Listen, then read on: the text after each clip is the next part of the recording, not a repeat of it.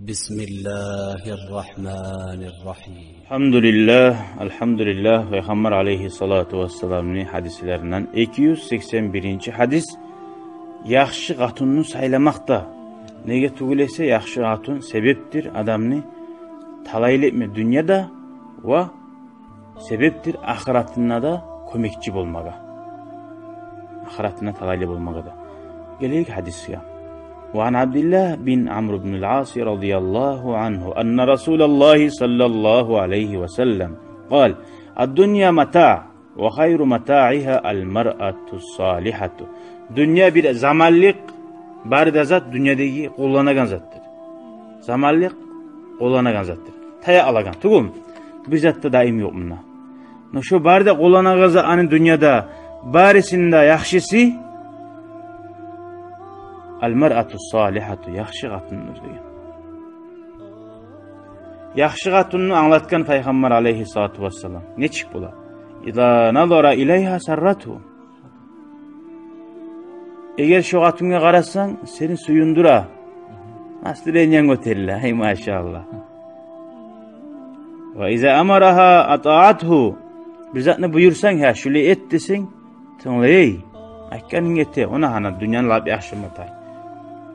Onu bile yaman qatunu barar bile vallahi. Yaman qatunu bararını gorganman. Köp bular gruplardan sorav beregeller. Oho. İşke barma dese baraman ne güçten işke bara. Onu etme dese hasili qatun erini koluna tuğul.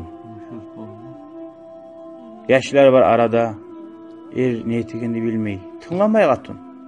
Ayrılma razı. Şu ozu baragan işi var ki. Şundan tayma suymay.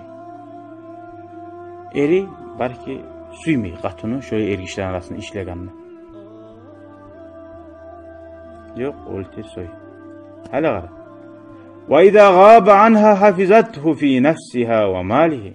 Eğer eri bolmasa, getse, reisi getse de, qayda getse de qatunu savtura. Ve malin zayi etmey. Elini malin onunla bununla borçke verip ya da anasına verip ya da ona kızardaşlarına verip yayıp akça qayda dese valla yok. Ya mesela uyda koyganman, yaxşı yamangan. Yok.